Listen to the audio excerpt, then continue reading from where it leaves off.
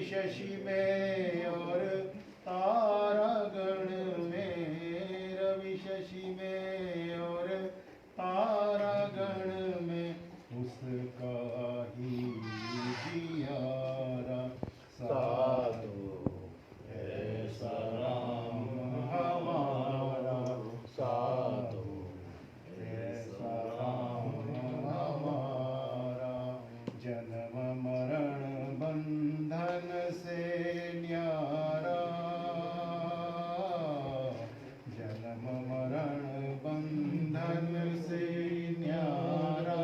तात मात नहीं दारा, सूक्ष्म है वो सरक बिंदु से, सूक्ष्म है वो सरक बिंदु से। उसका ही सकल पसारा। साधु ऐसा राम हमारा, साधु ऐसा राम हमारा। अमर अभेद अजर अक्षर है, अमर अभेद अजर अक्षर है। तीन गुणों से न्यारा, शहनशाह जो सबका गुरु है, शहनशाह जो सबका गुरु है। वो ही गुरु हमारा। साधु ऐसा राम हमारा, साधु ऐसा राम हमारा। न्यारा रहकर सब में शामिल, सब में रहकर न्यारा। साधु ऐसा राम हमारा, साधु ऐसा राम हमारा। बोलो श्री सच्चिदानंद भगवान की जय। श्री सद्गुरुदेव महाराज की। बोलो श्री सच्चिदानंद भगवान की जय। श्री सद्गुरुदेव महाराज। हे राम तेरे नाम का मुझको आधार है। हे राम तेरे नाम का मुझको आधार है। अंधे को जैसे लाकड़ी तन का सहार है। अंधे को जैसे लाकड़ी तन का सहार है। हे राम तेरे नाम का मुझको आधार है। जपता पाया और कर्म बन पड़े नहीं। जपता पाया और कर्म बन पड़े नहीं। कलयुग में तेरे नाम का अपार है। हे राम तेरे नाम का मुझको आधार है। लिखने से राम नाम के जल में शिला करी। लिखने से राम नाम के जल में शिला करी। कैसे मनुज न जा सके भव सिंधु पार है। अंधे को जैसे लाकड़ी तन का सहारा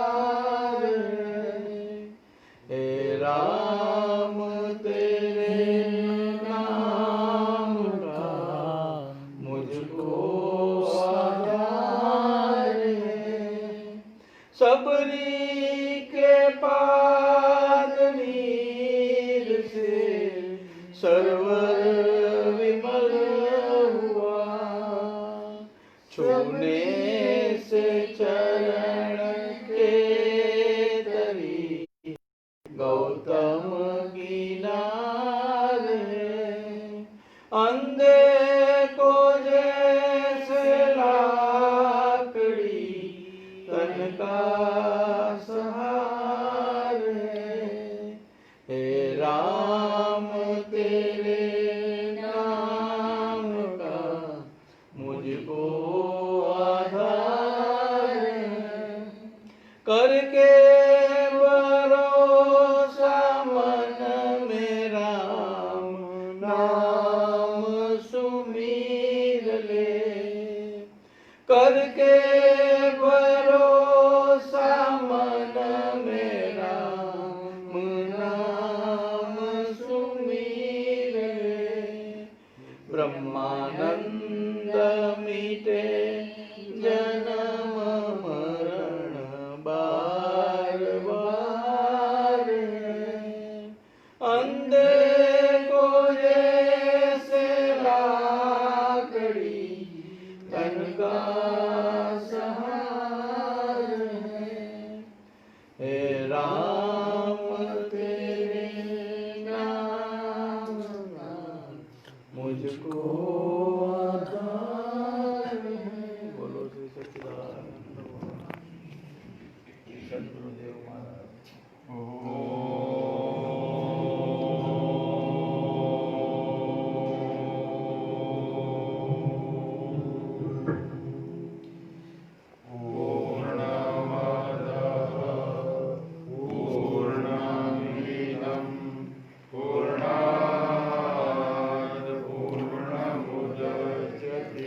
पूर्णस्य पूर्णमादाय पूर्णमेवावशिष्यते।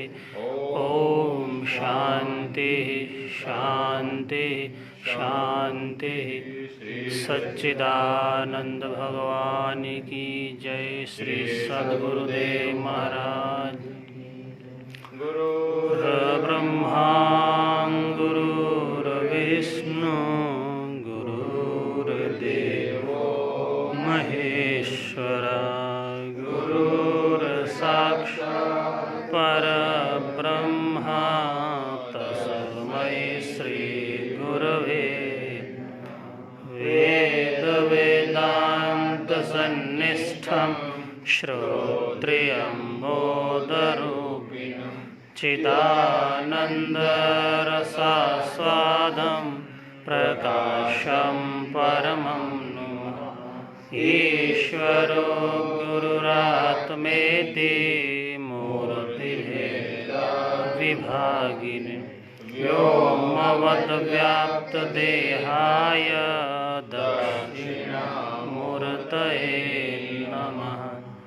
श्री सच्चिदानंद भगवान की जय। श्री सद्गुरुदेव महाराज की महिम्ना पारं ते परम विदुषो याद्य सदृशी स्तुतिर्ब्रह्मादीनामपि बलवसन्नान्वगिरा। अथा वाच्य सर्वास्मपि परिणामावैद्यणन् मापेशस्तोत्रे हरिनिरपवादा परिकरा। भारतीय साधना की धारा ये हमने कल प्रारंभ किया। महाराज जी ने जो ग्रंथ में बात लिखी वो समझ में न आई, वो बात महाराज जी ने बहुत सहजता से और सरलता से समझा दी। लेकिन आज सत्संग शुरू करने से पहले एक दो बात पर चर्चा करते हैं। आज हजारी प्रसाद का निर्वाण दिवस है। नाखून क्यों बढ़ता है? नाखून क्यों बढ़ता है इस पर इसको पद्मश्री का अवार्ड दिया गया। हजारी प्रसाद को पद्मश्री। गुजराती में एक किताब लिखी, अमावास्या किताब का नाम, उस पर उसको ज्ञानपीठ का अवार्ड दिया गया। बंगाल में भी लिखी, बहुत भाषा जानते थे, हिंदी के बहुत अच्छे, और पंजाब यूनिवर्सिटी में प्रोफेसर रहे। ऐसे तो बनारस में भी रहे, लेकिन पंजाब में बहुत सेवा करी। ऐसे हजारी प्रसाद के अनाम दास का पौधा, वो भी बहुत प्रख्यात ग्रंथ, कई ग्रंथ लिखे हैं, कई भाषा जानते थे, वो बहुत अच्छा। आज उनका निर्वाण दिवस, तो आज उसको प्रणाम कर लेते हैं। और आज भारत में सोने का सिक्का प्रारंभ हुआ था, सिक्का चलन टेक्सास और टेक्सास में बना था, बंगाल के पास, और नवाबों ने शुरू करवाया था, बहुत चलन था उसका। यूपी और बंगाल वाले बहुत पैसे कमाए उससे। तो आज का दिन का, लेकिन जो पुराण में आज मैं पढ़ के आया, आज अमावास्या है, इसको बोलते हैं कुशोत्पाटिनी अमावास्या, कुशोत्पाटिनी अमावास्या। अब कुशोत्पाटिनी, ये इतिहास देखा जाए, वेद व्यास महाराज ने अपने शास्त्र में स्कंद पुराण, पद्म पुराण दोनों में लिखा है। लेकिन मुझे ये उपयोगी हुआ इसीलिए क्योंकि ये थोड़ा कर्मकांड का विषय है, और व्रत त्योहार ये आदमी जो नहीं करता है, उसका मन, इसका अंतकरण कभी शुद्ध नहीं हो सकता। इसलिए बहुत करना पड़ता है। बाद में भजन पाठ के रास्ते पर लगता है आदमी, और भजन पाठ में कहीं जन्म निकल जाता है, वरना उसमें ही रहता है कि क्या खाया क्या रहा, कहां से आवाज आई क्यों आई, इसमें आदमी चला जाता है, एक नहीं अनेक जन्म। इसीलिए आज के दिन कुशोत्पाटिनी, इसमें आज अमृत का जो भजन करते हैं उसको अमृत प्राप्त होता है, जो आज भजन ज्यादा करे तो। कैसे? तो कुश शब्द का प्रयोग किया है, कुशाग्र। कुश माने घास, एक विशेष प्रकार का घास होता है, ओ जो समझ में ना आए तो हाथ तोड़ दे। बोले गुरु पहले वही कहते थे, जाओ कुश लेकर आओ। जो विद्यार्थी के हाथ में खून नहीं होता था उसको आगे बिठाते थे, जिसके खून था उसको पीछे बिठाते थे। इतना होशियारी से उस कुश को तोड़ना पड़ता है। इसलिए बुद्धि की आगे व्याख्या दी जाए तो कुशाग्र बुद्धि माने कुश जैसी बहुत तीक्ष्ण बुद्धि। सीता जी को आज अशोक वाटिका में रावण को एक घास दिखाई थी, वो घास कुछ और नहीं थी, वो ही कुश का घास था कि ये घास से मैं सब कुछ कर सकती हूँ। क्या ताकत होगी कुशाग्र में। इसलिए बहुत त्योहार की महिमा है आज। और आज के दिन गुरु दर्शन, तीर्थ दर्शन, गंगा स्नान, शिव दर्शन, लेकिन आत्म पूजा करने वालों को एकदम भजन पाठ ज्यादा करे तो बहुत कुछ प्राप्त होता है। इसीलिए गरुड़ ने आज के दिन परमात्मा का दर्शन किया था। इसीलिए गरुड़ ने अपनी माँ को, विंता को कद्रु से बचाया था। कद्रु और विंता तो बहनें थी। बहुत लंबी बात है, लेकिन कल का सत्संग शिव शक्ति का एक मेल होता है जिसका नाम है महाबिंदु। महाबिंदु में जब तक हमारा अवस्थान नहीं होगा तब तक आनंद की उपलब्धि नहीं हो सकती, ऐसा पंडित गोपीनाथ जी का कहना है।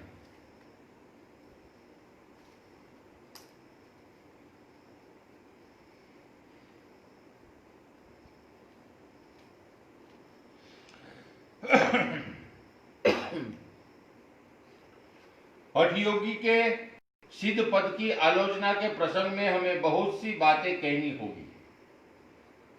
आपाततः संक्षेप में यह देख लिया जाए कि बौद्ध महा सहजयान का साधना संबंधी सिद्धांत क्या है। सहजिया साधकों के अनुसार सहज अवस्था का लाभ ही पूर्णता सिद्धि है। इसके दूसरे नाम है निर्वाण, महासुख, सुखराज, महामुद्रा का साक्षात्कार आदि। इस अवस्था में वाच्य वाचक, ज्ञातृ ज्ञेय, भोक्तृ भोग्य भाव नहीं रहता, क्योंकि एक हो जाता है।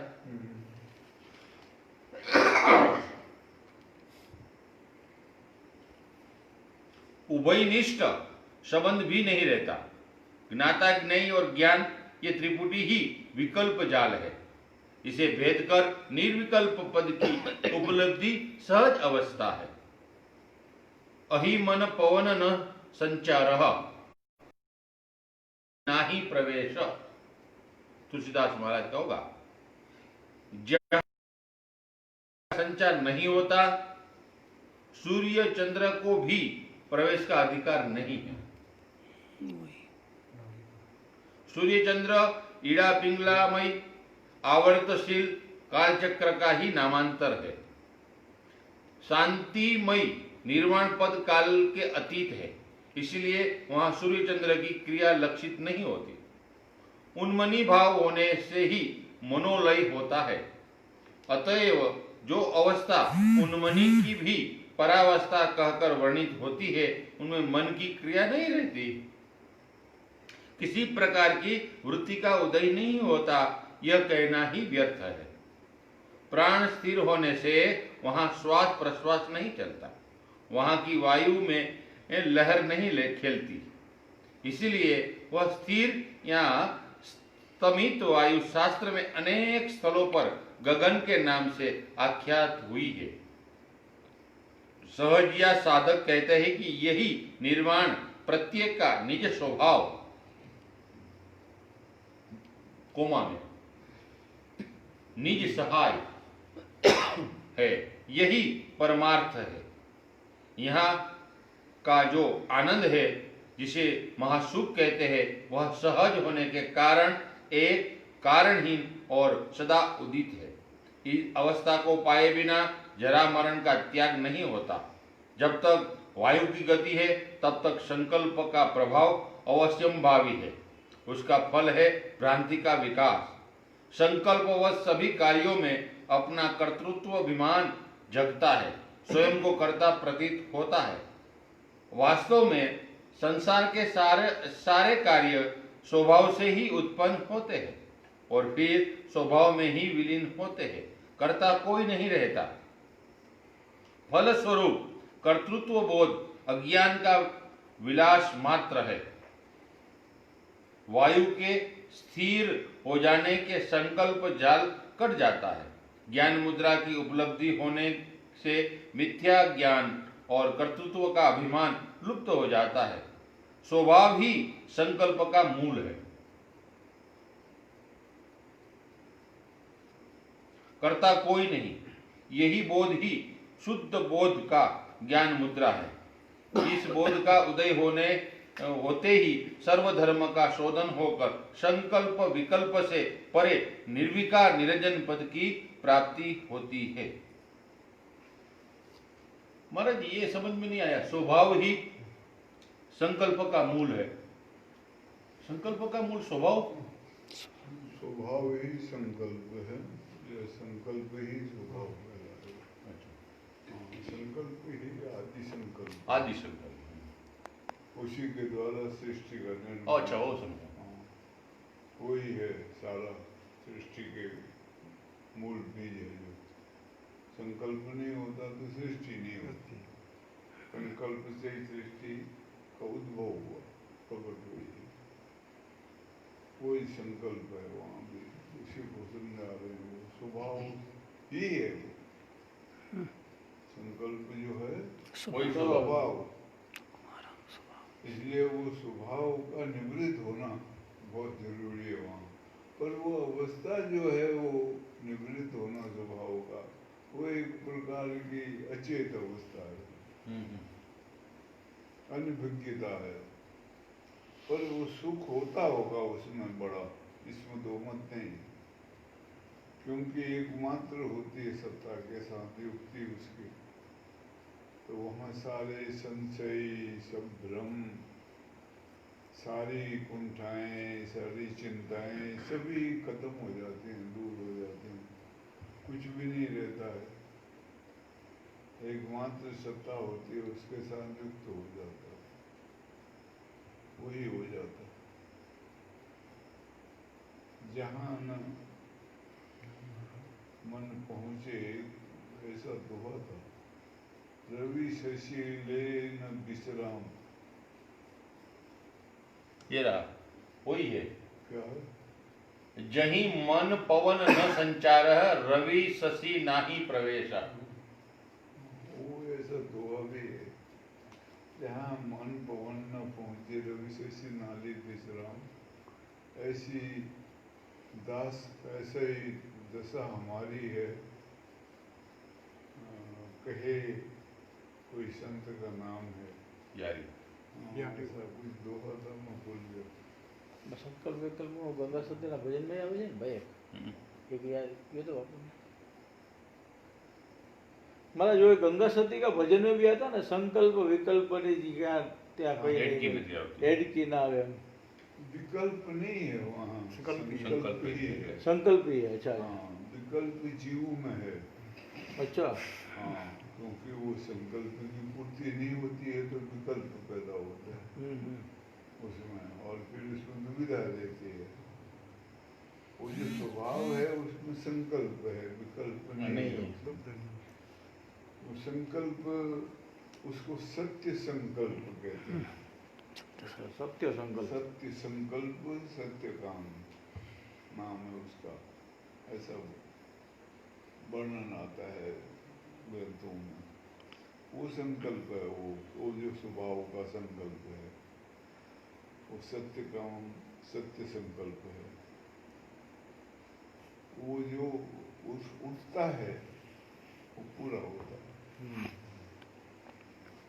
लेकिन वो उसके लिए कोई वो नहीं है, वहाँ इच्छा नहीं है। कोई शरत नहीं है हाँ, तो वो किसी चीज के लिए उठता नहीं है, हाँ वो सिर्फ अपने लिए ही उठता है, अपने स्वरूप दर्शन के लिए बस। बाकी किसी लिए ना उसमें कोई विषय है नहीं, वहाँ विषय नहीं होने से उसकी पूर्ति होने का मतलब ही नहीं है, उसके लिए उठेगा ही नहीं वो। उठेगा ही नहीं हाँ, वो अपने होने के लिए ही उठता है, बस अपने होने को बनाए रखता है, कोई संकल्प है। इसलिए उसको सत्य काम कहते हैं, सत्य संकल्प। सत्य काम वो अवस्था है, वो स्वभाव की अवस्था है। इसलिए भगवान राम उसको कहते हैं दिल्ली को मम दर्शन फल परम अनुपम परम अनुपम।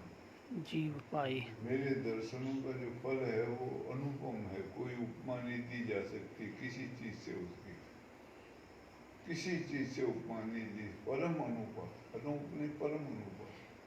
क्या है वो? જીવ પાવે जीव पावे નિજ निज સહેજ સ્વરૂપા. इसको मेरा दर्शन हो जाता है, वो अपने स्वरूप को પ્રાપ્ત કરે છે. वाह जो सहज है, वाह वाह पर हम असहज में रहना चाहते हैं। हाँ, उसको नहीं इसलिए चाहिए। उसको नहीं पाते। जीव पावे निज सहज સહેજ रूप। સહજ્ઞાન. इसमें कल आया था विषम, विषमता। एक समता है, एक विषमता है।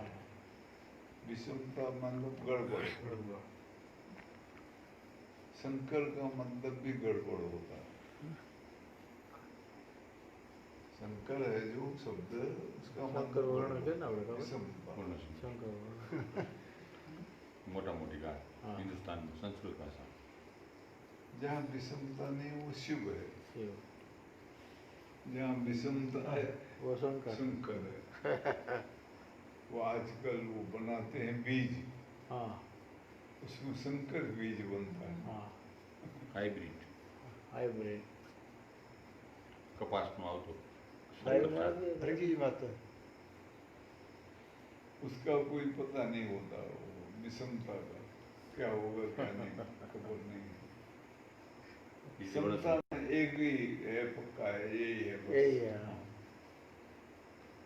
विषमता में वो है, इसलिए वो संकल्प उठता है, विकल्प नहीं है। विकल्प के लिए विषय चाहिए, दुविधा चाहिए। अब तुम्हारे अंदर ख्याल हुआ मैं वहाँ जाऊँ, फिर ख्याल हुआ जाऊँ कि न जाऊँ, यार बड़ी कठिनाई है। हाँ, वो विकल्प है। हाँ वो जाने का जो ख्याल पैदा हुआ वो संकल्प है। बस वो ख्याल बना ही रहे तो तुम पहुंच जाओगे। विकल्प आ गया तो रहेगा। ऐसा है, जीव का संकल्प कहलाता है। वो जो स्वभाव का संकल्प है वो भगवान का, ईश्वर का संकल्प।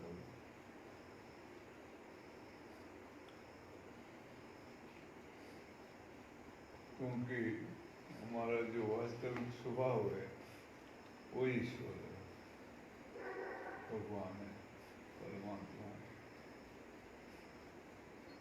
उसका है, लेकिन उसको हम पकड़ नहीं पाते हैं, समझ नहीं पाते हैं। वो मूल संकल्प है, अनादिकाल से प्रकट है, स्वयंभू है, इसी को स्वयंभू कहते हैं, और कोई स्वयंभू नहीं है उसके अलावा। ज्योतिर्लिंग। हाँ, वो एकमात्र स्वयंभू है। बाकी जितने हैं जिनको स्वयंभू कहा है वो परभू है, वो कोई आधार से प्रकट हुए हैं, किसी ने किया है प्रकट, लेकिन वो स्वयंभू एकमात्र सत्ता है, वही स्वभाव है, उसको किसी ने नहीं किया नहीं, वो अपना प्रकट होता है स्वभाव। समझाने के लिए विद्वानों ने उसका नाम ईक्षण रखा है। ईक्षण। ईक्षण,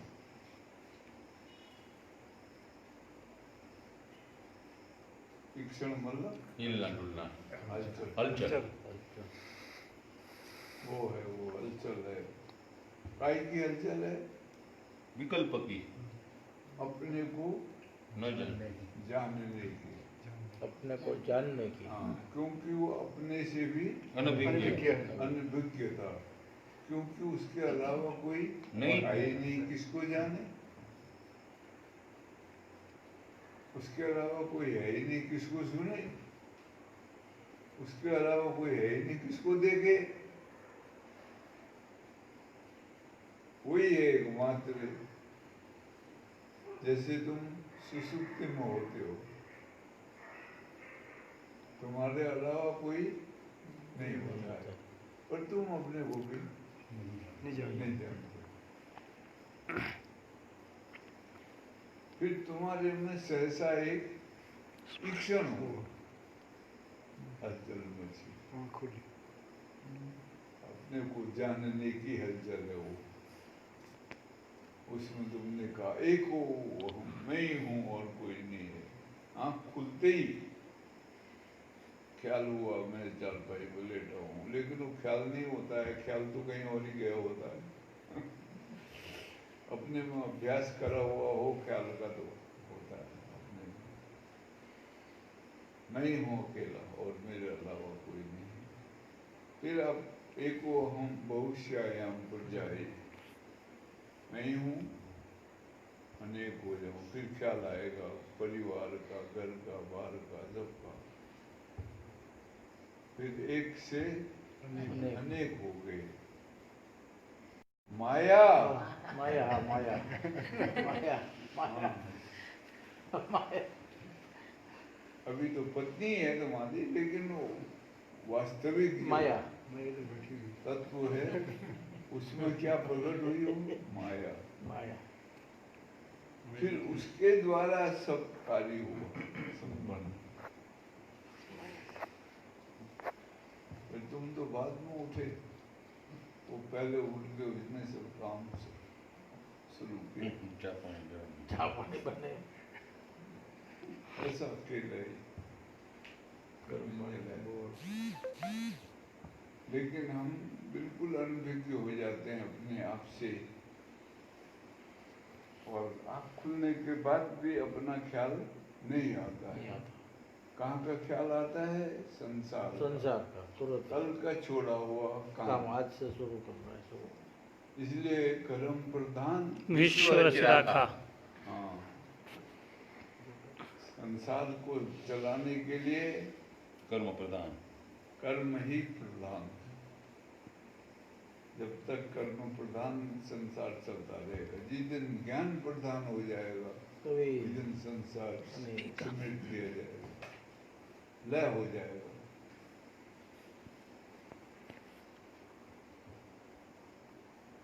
अब लोग कहते हैं किसी को बोलो संन्यास ले लो, वो कहता है इस संसार की जिम्मेवारी है मेरी, तो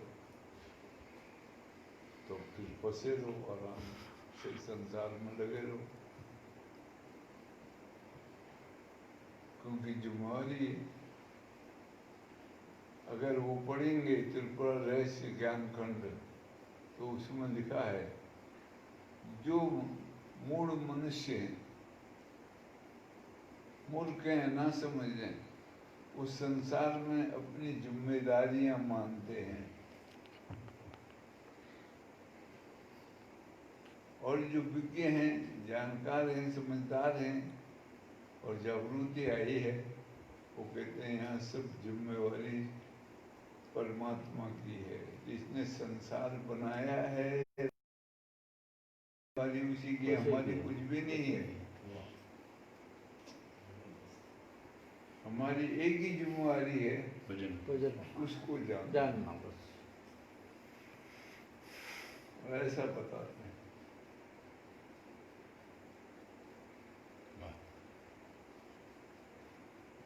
त्रिपुरा रहस्य ज्ञान खंड में इसका बड़ा बार बार जिक्र आता है।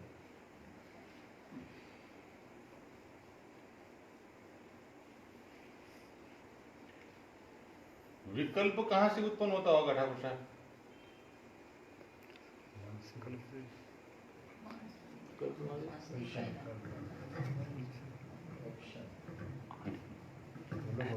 मोह से, मोह से लिखा था, आप भूल गए, भूल जाते हैं आप। एकमात्र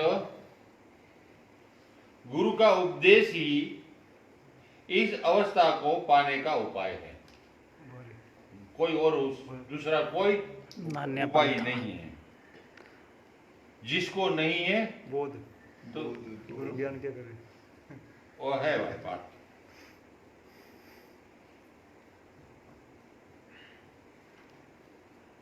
महाराज जी, एक मैं पढ़ा आज, ये हजारी प्रसाद, इसलिए इसमें ये भी बहुत जानकार था इस विषय में, हजारी प्रसाद, और उन्होंने एक पुस्तक लिखी है, और एक मुझे अभी आए, बाण भट्ट की जीवन चरित्र, बाण भट्ट का जीवन चरित्र।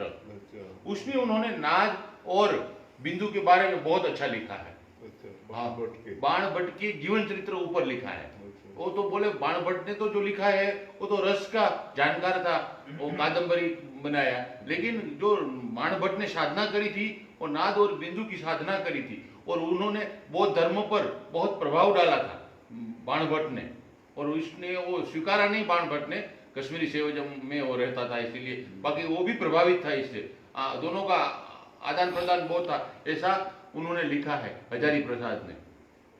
बहुत किताब लिखी मैंने, आज पढ़ा तो हमारा तबीयत खुश हो गई। बाण भट्ट का यहाँ लिखा हुआ है?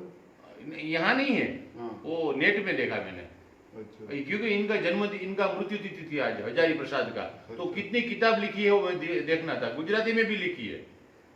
हाँ, वो डब हुई होंगी गुजराती। हाँ, वो जानकार, लेकिन भाषा, 5 भाषा पर प्रभुत्व था, 5 भाषा पर अच्छी तरह से बोलता था, और वो टंकसाल होता था ना, वहाँ नौकरी करते थे पहले, टंकसाल जहाँ सिक्का बनता था वहाँ नौकरी करने गए थे, वहाँ प्रभाव उसका बहुत, वो आ गए और हिंदी में लग गए सेवा में, हिंदी में बहुत अच्छे जानकार हिंदी के बन गए, और 6 किताब लिखी हिंदी में, और पंजाब वालों ने कहा हमको दे दो इसको, तो पंजाब में नौकरी करी, वो विभाग के अध्यक्ष रहे हिंदी विभाग के, पंजाब यूनिवर्सिटी में, वहां बैठकर उन्होंने नाखून क्यों बढ़ता है और बाण भट्ट के जीवन चरित्र 2 किताब लिखी,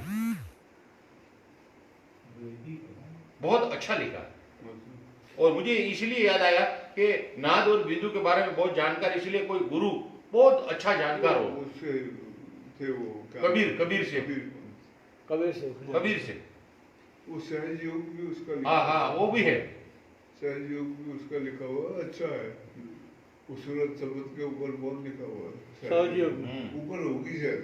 अच्छा,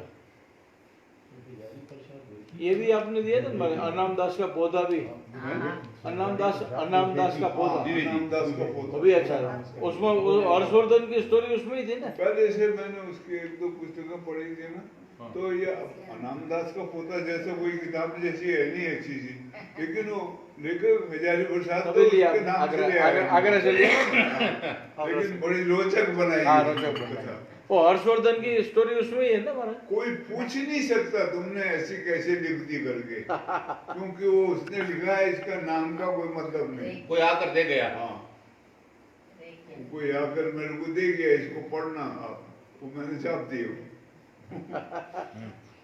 वो उपनिषद का है वो कहानी। उपनिषद को एक अलग ढंग से ढंगा उसने। हाँ एक की राजा रॉकी की कहानी एक है, लेकिन उसने उसके बेटे में जोड़ दिया। रॉकी को छोड़ दिया, उसका बेटा लगा दिया और बड़ा विद्वान बनाया, बताया उसको बेटे को। रेखिए और वो वायु को ही सब कुछ मान के उसकी साधना करता था, लेकिन उसको बाद में पता लगा वायु से बड़ा प्रकाश है करके ऐसे। गुरु की महिमा बताई। हाँ, बहुत अच्छा रोचक बनाया वो। हाँ, बहुत विषय बहुत बढ़िया है, पढ़ने को मन करेगा, छोड़ोगे नहीं। पढ़ लिया पूरा। एकमात्र गुरु का ही उपदेश इस अवस्था को पाने का उपाय है। इसके लिए और कोई उपाय नहीं है। परंतु गुरु का स्वरूप क्या है? सहज साधक कहते हैं, श्री गुरु युगनद्ध रूप मिथुनाकार है। यह शून्यता और करुणा की मिलित मूर्ति है।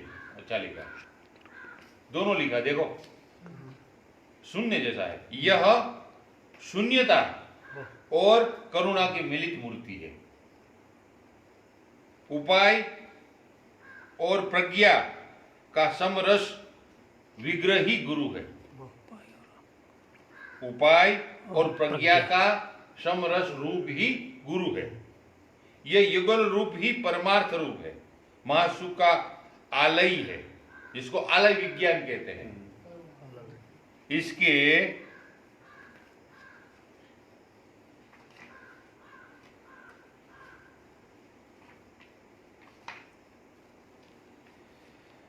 इसके आश्रय के बिना संसार से उत्तीर्ण होना केवल यही नहीं, संसार और निर्वाण में समदृष्टि लाभ करना असंभव है।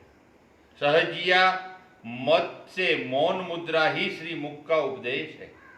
वाक्य के द्वारा सहज या अनुत्तर ज्ञान का संवाद नहीं दिया जा सकता।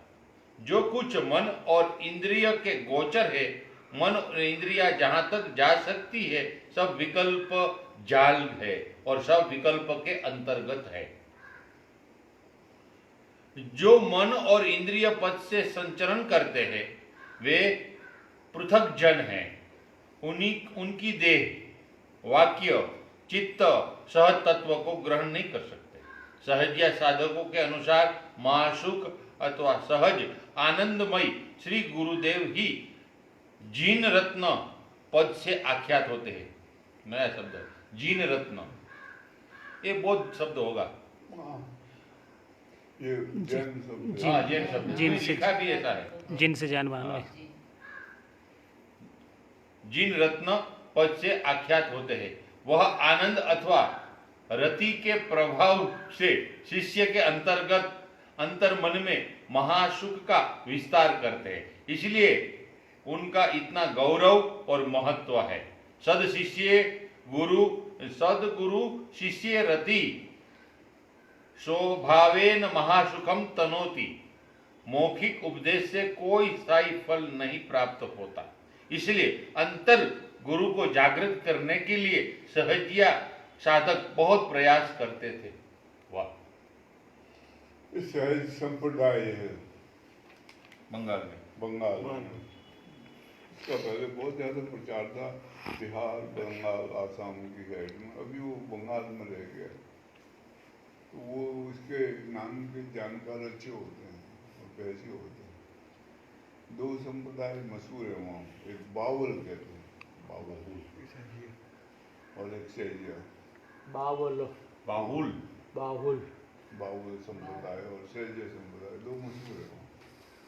ये पुराने संप्रदाय है बहुत, और अभी बंगाल में रह गए हैं यहाँ। साधक होते हैं सारे और साधना करते हैं सब। और इनका वो लगता है घटक, घटक कहते हैं। वो रात भर बैठेंगे उसमें, उल्टी सुल्टी बातें इनके बारे में चलाई होती हैं, लेकिन वैसा कुछ होता नहीं है। वो खाली लोगों ने भ्रम फैलाया होता है। रात भर बैठते हैं।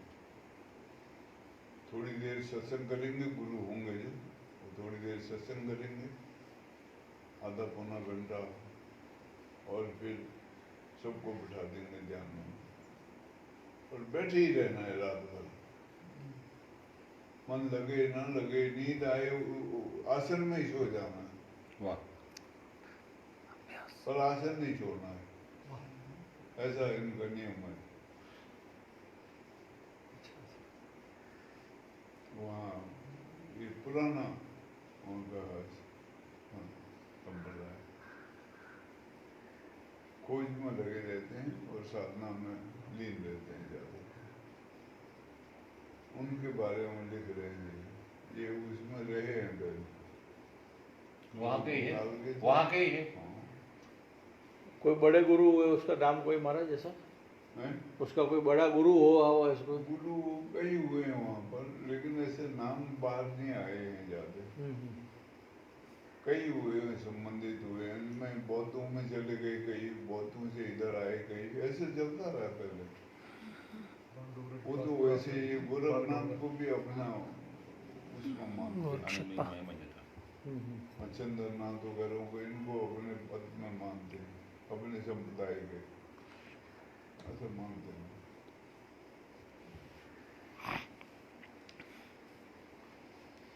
अच्छा लिखा है वो, ये वाक्य बहुत अच्छा मुझे लगा। ये सदगुरु शिष्य रति स्वभावेन महासुखम तनोति, मौखिक उपदेश से कोई स्थायी फल नहीं प्राप्त होता, इसीलिए सहज्य यान वाले, सहज्य संप्रदाय वाले गुरु को आंतर गुरु को प्रकट करने का प्रयास करते थे। आपका सिद्धांत मिला जुला है, किंतु यह महासुख किस प्रणाली, किस पद्धति से प्राप्त होता है, इसकी उपलब्धि कहां होती है, वहां जाने का रास्ता क्या है, इन प्रश्नों के उत्तर में सहज्य साधक कहते हैं कि उष्णीश कमल में ही महासुख की अभिव्यक्ति होती है। उष्णीश कमल में ही महासुख की अभिव्यक्ति होती है। तंत्र शास्त्र और हठयोग के ग्रंथों में इस कमल को सहस्रदल नाम से वर्णित किया जाता है। वज्र गुरु अर्थात वज्र मार्ग का सहारा लेकर जिन्होंने सिद्धि लाभ करके वज्र घर अवस्था प्राप्त की है, उनका आसन इस उष्णीव कमल की कर्णिका में होता है।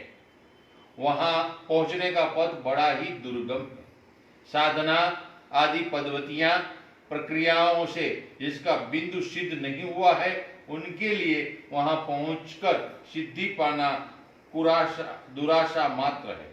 मध्य पथ को पकड़कर बिंदु का स्थैर्य साधन पूर्वक उसे ऊर्ध्वगी और चालित करने से क्रमशः महासुख पद्म के केंद्र में पहुंचा जा सकता है। संसार अवस्था में जीव दक्षिण और वाम मार्ग से अहर्निश भ्रमण करता है। वह अत्यंत सूक्ष्म और दुर्गम मध्य पथ से संचरण का सहारा नहीं कर सकता और उसमें समर्थ भी नहीं होता।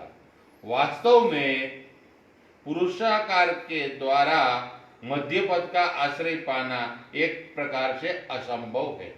उस पथ में प्रवेश करने के लिए गुरु कृपा ही एकमात्र सदुपाय है। सहजिया साधकों ने बहु स्थानों में वाम शक्ति को ललना और दक्षिण शक्ति को रसना कहकर वर्णित किया है, और ललना को चंद्र या प्रज्ञा, रसना को सूर्य का उपाय कहा गया है। वाह, उपाय का महत्व दिया, ये साधना को ही उपाय बोलते हैं। और वो ईड़ा पिंगला दक्षिण और वाम मार्ग हैं दोनों, उसी में संचरण करता है, वो चलता रहता है, उसी में डोलता रहता है। मध्य मार्ग नहीं पकड़ पाता, वही मार्ग है सुषुम्ना का, उसी को मध्य मार्ग कहा है। सहज मार्ग भी वही बोला जाता है। वो ये इनका बौद्धों का मत है, एक सहज ज्ञान, उसके से निकले हुए ये सब। जैसे दो पहले बने थे, एक महायान एक हीनयान, फिर एक ये तांत्रिक मत उसमें आया, तो उन्होंने एक तीसरा मत निकाला, एक वज्रयान, और फिर वो वज्रयान से ये सहजयान एक मार्ग निकला है।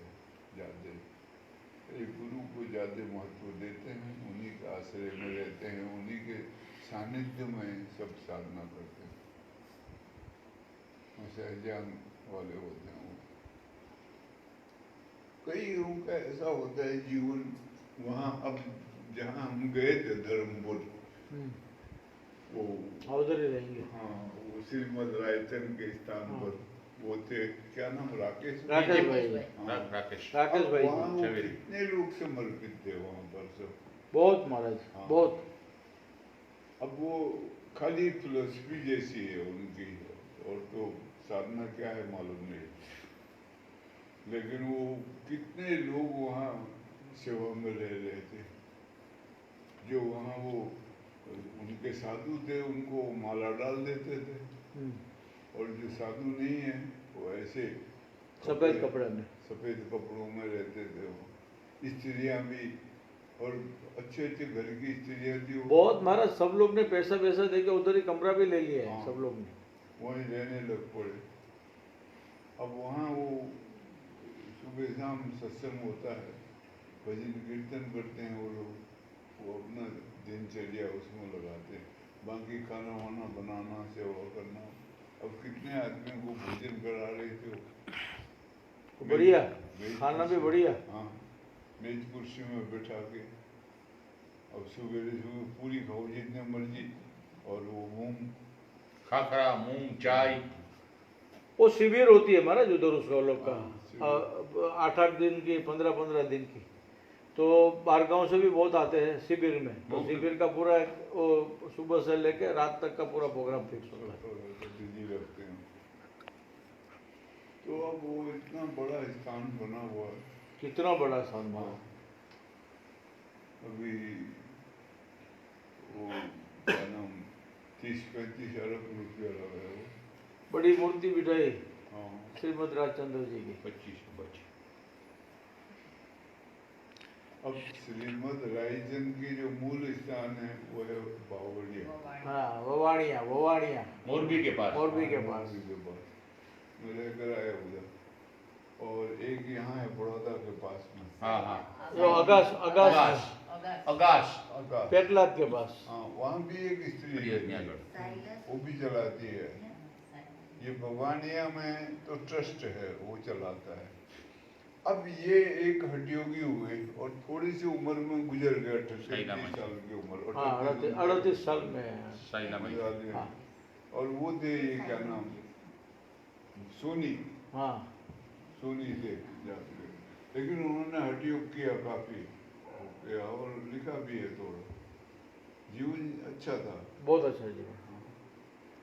अच्छा। इनके जो गुरु जी थे वो लालजी बापू थे, यहाँ वहाँ साइला। साइला वाले। हाँ। वहाँ उनका साइला में भी श्रीमद राजेंद्र का आश्रम है। हाँ, साइला में भी है आश्रम। बहुत बढ़िया आश्रम बना है महाराज उधर, इनके सामने पास- आमने सामने बना है। लालजी बापू ये बाजू है, साइला ये बाजू है। नहीं गयो तो હું पहली बार में। हाँ, આપણે ગયા હતા ને ભેગા। हमें तो शिविर करी पहला। हाँ, हमने वहाँ शिविर भी करा है महाराज।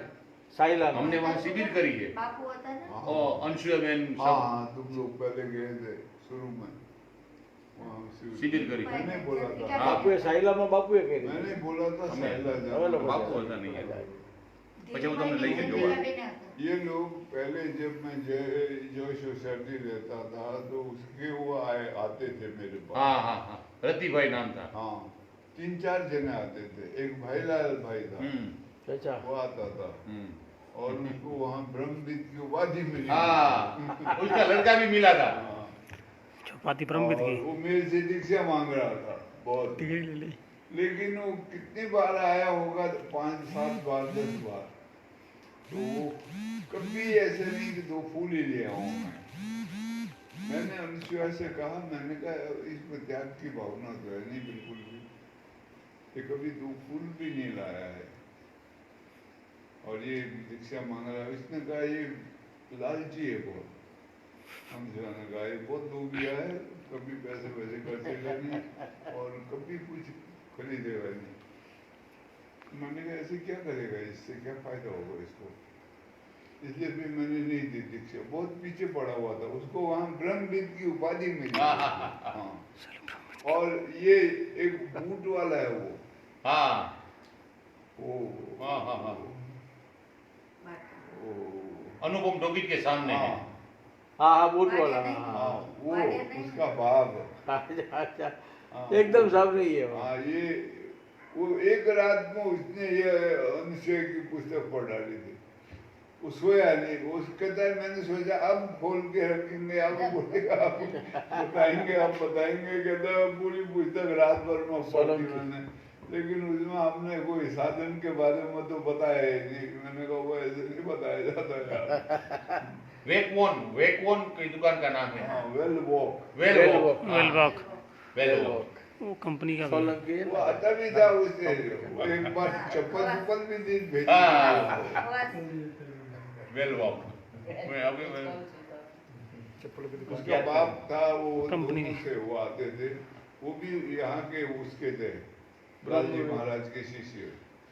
और एक उनका वहाँ का पुजारी बड़ा जो था, वो चलाता था सेंटर जो यहाँ साइला वाला। चायला वाला, वो भी आता था। वो सब वहाँ जब मैं रहता था जो सोसाइटी में तब आते थे बातचीत करते। साइला लालजी भगत नो। ભગત નું ગામ કહેવાય, લાલજી ભગત, ખાલી ભગત કહેવાય, હા આ ગામ નામ નથી લેતા. હા હા, લાલજી ભગત નો એમ કે। हमने शिविर करके हम वहाँ जाते थे रोज, लालजी महाराज की समाधि पर। अच्छा, अच्छा जगह है उनकी। हाँ, बहुत अच्छी जगह है गेट महाराज। बनाया है जबरा, अंदर जाओ, वहाँ उन्होंने भगवान को प्रकट करा और है। महाराज अन्न क्षेत्र बढ़िया चलता है। भगवान को प्रकट करा है उन्होंने। अच्छा। हाँ, स्वामीनारायण को सामान्य संत नहीं, बहुत जबरा संत है। बहुत जबरदस्त महाराज। और वैसा बोलता है कि नरसिंह जूनागढ़ में मेहता भी इसकी जगह है, जूनागढ़ में भी जगह है इसकी। और नरसिंह मेहता का अवतार मानते हैं उसको। बहुत अच्छे महात्मा थे, लालजी जानकार, भगत को। और नाम का पूरा रहस्य प्रकट किया है, नाम के जानकार, और कुछ नहीं करा उन्होंने। और सामने ही उसकी गुफा बनवाई थी। ये नाम के जानकार ये भी था हाँ श्रीमद राय जी। पूरी हाँ, तरह। वो तो पूरी तरह है महाराज।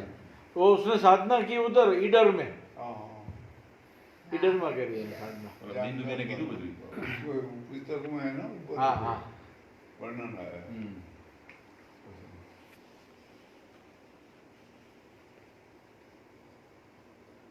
वो डेली सुबह में आता है टीवी में, हाँ, डेली 5 से 6, साढ़े 5 થી 6 ना, कि 6 થી 6:30, 6 से 6:30 डेली आता है।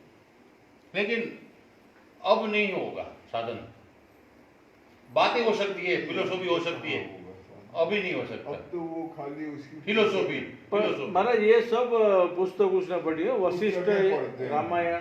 कोई गंगा सती नहीं कोई। हाँ, देखा नहीं, लाइब्रेरी में गए थे, सब पुस्तकें पढ़ने में हाँ। लगे हुए थे सब, वहाँ सब पुस्तकें पढ़ते हैं। और बाकी ये इसकी छपती हैं, ये जो बोलता है हाँ, राकेश, राकेश इसकी भाई। पुस्तकें चलती है, उसको पढ़ते हैं। हम्म। गंगा सती पर भी लिखा है। महाराज इतनी स्कूल बनाई, इतनी हॉस्पिटल बनाई, हॉस्पिटल देखो तो आप खुश हो जाओ। ये जो पूरा वो इलाका है ना शेड्यूल कास्ट का, ये लोअर आदिवासी का, और स्कूल इतनी बढ़िया बनाई है, और सब फ्री में टोटली। और महाराज ये फॉरेन से उसको बहुत आता है। मैं गया था, वो अमेरिका में एक जगह लिवरपूल है, वहाँ गए थे। चीनी बहुत होती है वहाँ पर इसका मंदिर था श्रीमद राय जी का, बड़ी फोटो लगा रखी है। वहाँ उनसे बात हुई मेरी, तो वो भी जैन थे सारे, तो बातचीत हुई। उन्होंने मेरे को फिर नाश्ता नुश्ता कराया वहाँ, ये सियालपी सामने था। तो ये मैंने कहा ये अच्छे एक प्रतिभावान महापुरुष आपके हुए लगभग 2000 वर्ष के बीच में, अच्छा इनका हो 2000 साल हो ना, गए ना, महाराज? ना। नहीं नहीं, अभी के तो, अभी हुआ हमारे। हाँ 2000 साल नहीं हुआ महाराज। 2000 साल के बीच में बीच है। में, हाँ। इसको तो अभी 150 साल। हाँ 150 150-200 साल बस उसमें ही। अभी तो भवानिया का तो मंदिर बहुत बढ़िया बन गया। पैसे वाले घूम है। हाँ जवेरी ना पूरा हीरा का व्यापारी सब।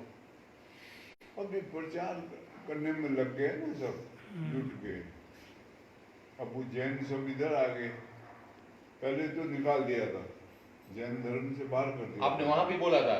हाँ, वो सत्संग में भी सुनाया था मैंने, लेकिन बाद में देखे तो वो लोग उनकी बातें मानने लगे हैं, थोड़े अनुयायी हो गए उनके, उनको अब भी झगड़ा करते हैं।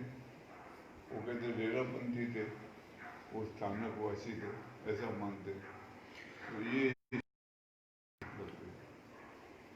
तो वो जो मैं जिसके साथ गया था देसाई करके था वो, और LIC का वो था, वो ब्रांच मैनेजर, उसके बोले गया था मेरे को। तो वो मेरे को बोलने लगा ये डेराबाजी थे। हाँ हाँ, और ये स्थानक वासियों ने कब्जा कर लिया, अब इनको बोलना जरा। मैंने कहा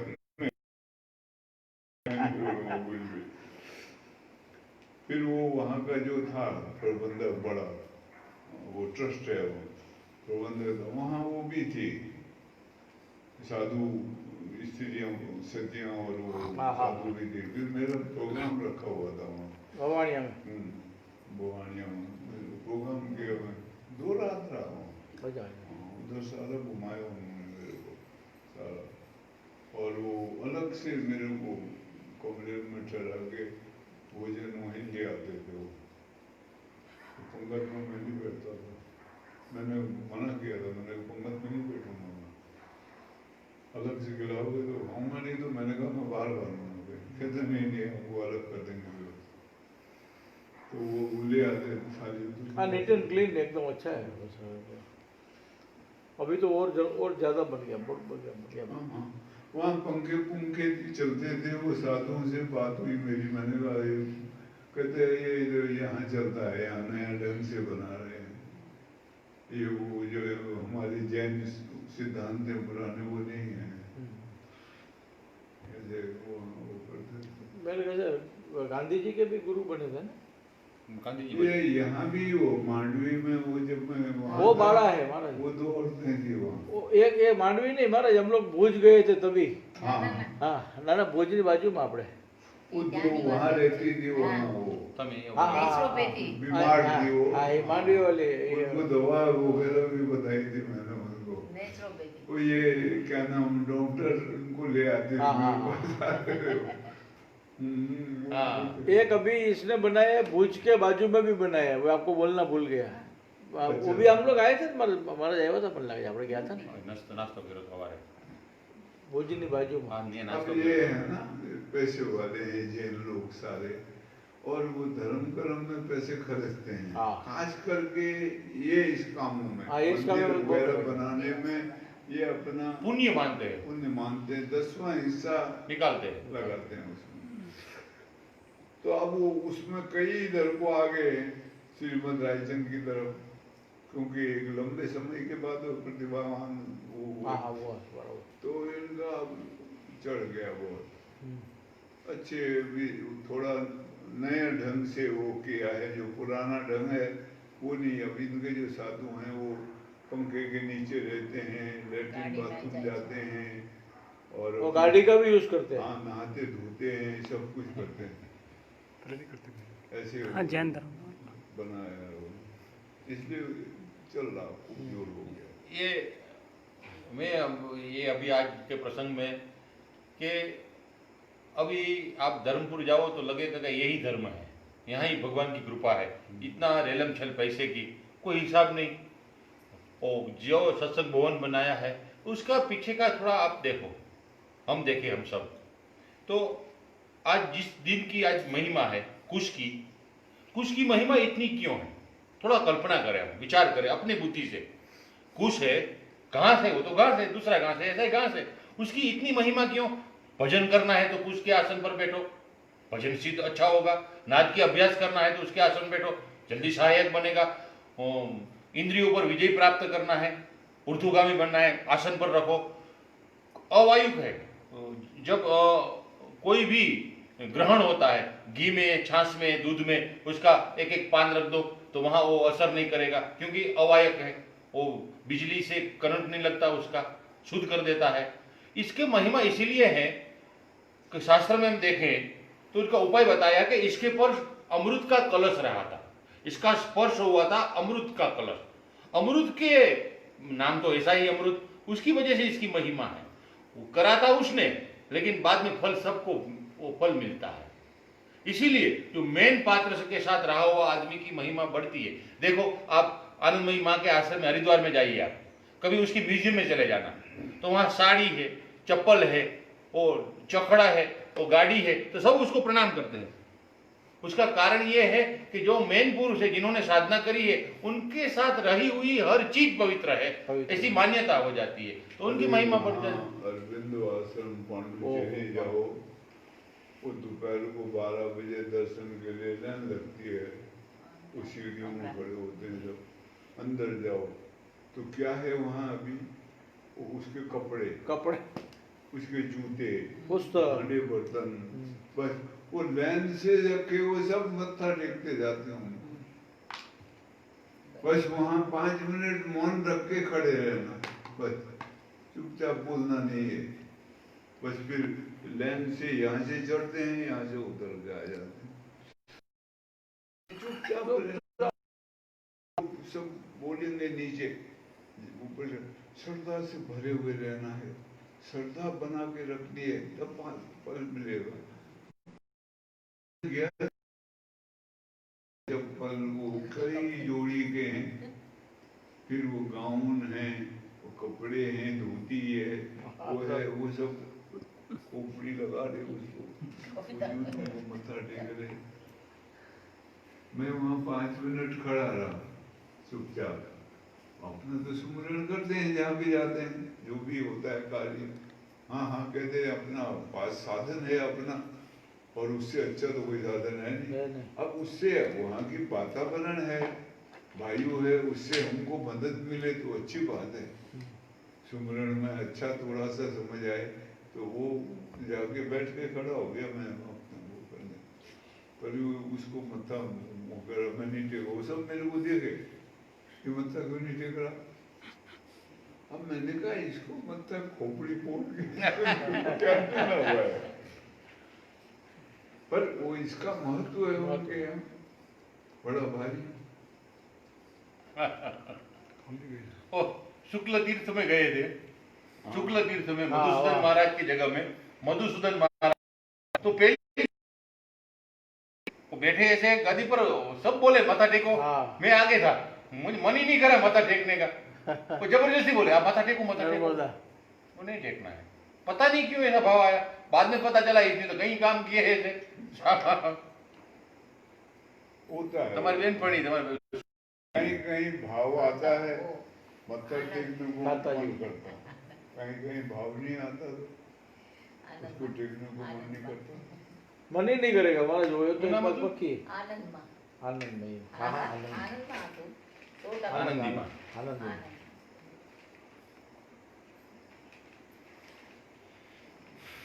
यहाँ भी वो गोंडल में, स्वामीनारायण, हाँ वो स्वामीनारायण वाले ऊपर वो लंबा होके साष्टांग दंडवत करे, वो सब मूर्तियां है ना ऊपर, वो जो पुरानी वो दंडवत करे। मेरे को गया मत्था टेको, मैं हाथ जोड़े तो बोले ऐसे मत्था टेकते हैं, दंडवत करते हैं ऐसे, मैं कर रहा हूँ ऐसे। मैंने कहा तुम बोलो यार, मेरे को क्यों जोर लगा रहे हो, मैं तो देखने आया हूँ, खाली घूमने आया हूँ यहाँ। मैंने कहा मेरा भाव करेगा, मेरे अंदर भाव पैदा होगा तो मैंने कहा वैसे श्रद्धा है, भाव है। मैंने कहा संत हैं, ये हुए हैं, इनको मैंने कहा प्रणाम करता हूँ मैं सबको। तो मैंने कहा ये जरूरी नहीं ऐसे लंबा होकर मेरे से, मैंने कहा अभी इस उम्र में हुआ कि नहीं जाता लंबा, अभी 10-15 साल पहले की बात हो गई। अब वो मेरे को घुमाए ऊपर, सब ले जाए, दिखाए, वो बताए, तो ऐसा अपना होता है। अब वहाँ गया मैं इनके प्रणामी संप्रदाय वाले, उनके कालिंपोंग में वो मंगल धाम, तो वहाँ वो मोहन मोहनाचार्य आचार्य मोहन। मोहनाचार्य मिला मेरे को, वो उसने घुमाया मेरे को। अब वहाँ जितने भी उनके अनुयायी थे, जहाँ हाँ, कोई आपको नहीं प्रणाम करे, मेरे को कोई बात करके राजी नहीं। मैंने कहा यार हमारे यहाँ तो ऐसा नहीं होता, हमारे यहाँ तो कोई भी साधु संत जाता है उसको सभी लोग हाथ जोड़ते हैं, प्रणाम करते हैं, और मेरे साथ होगा तो उसको तो जरूरी मत्था टेकना। लेकिन वहाँ किसी ने मेरे को नहीं हाथ जोड़े, मत्था टेका। बहुत जगह पर ऐसा पूरे आश्रम में घूमा मैं, खेतों में भी गया, उनके वहाँ काम करने वाले थे, वो भी उसको पैर छुए उसके, आए दौड़ दौड़ के, लेकिन मैं उसके साथ खड़ा हुआ, मेरे से कोई बात नहीं। ये विहंगम योग में भी ऐसा है। वहाँ भी आनंद आश्रम में भी ऐसा हुआ था। आनंद आश्रम में हाँ। बिलखा, वहाँ भी ऐसा हुआ। वो फोटो को प्रणाम करे, फोटो को आपको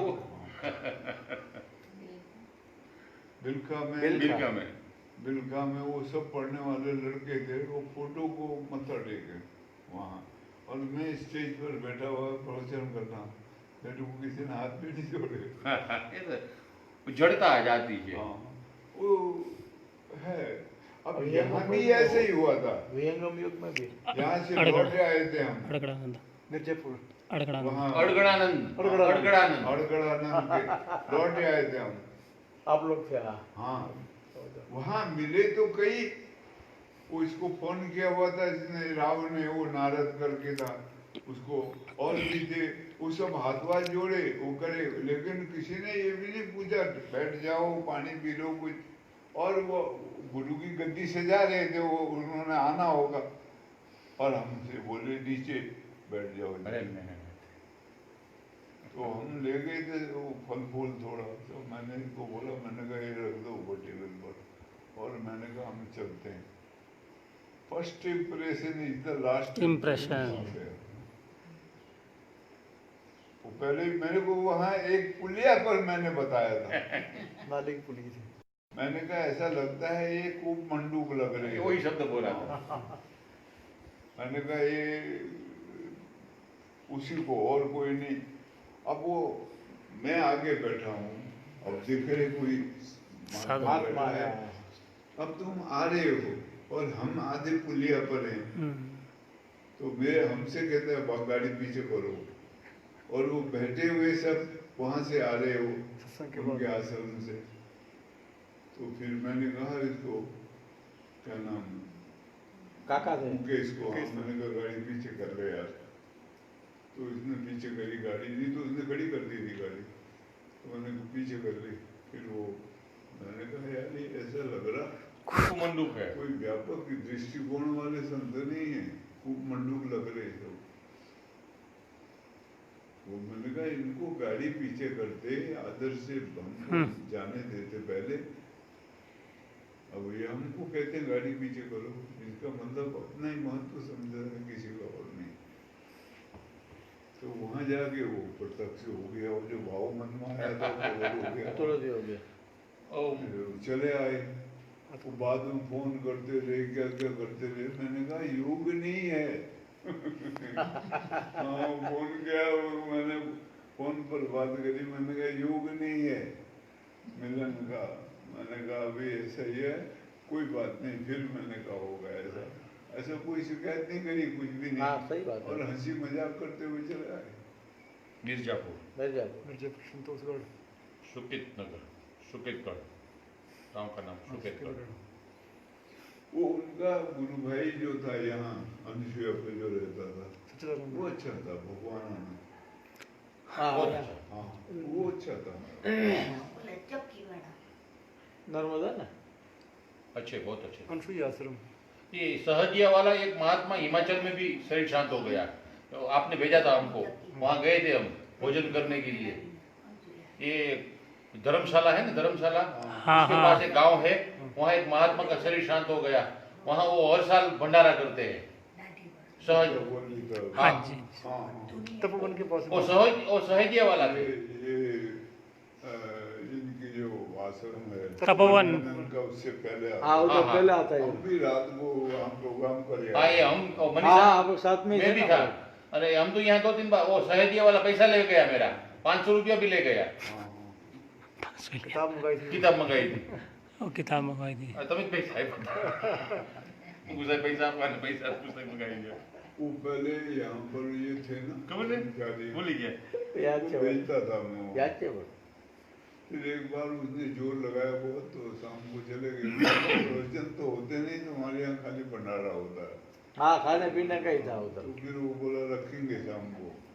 फिर गए थे वो मनीषानंद भी हाँ, आए थे। हाँ, ये वहीं ठहर गए फिर। हाँ, और भी दूसरे आए थे वो। हाँ, ये वहीं ठहर गए, हम लोग चले आए थे। वो सहजिया वाले थे, वो महात्मा था ना जो, हाँ। वो सहजिया संप्रदाय से जुड़ा हुआ था। अच्छा। और उनके शिष्य है, वो जो काम करते बंगाल से आता था। मैं 500 रुपया दिया उसको, पुस्तक मंगाई थी सहजिया का इतिहास। अच्छा। तो पैसा भी ले गया, महात्मा भी चला गया।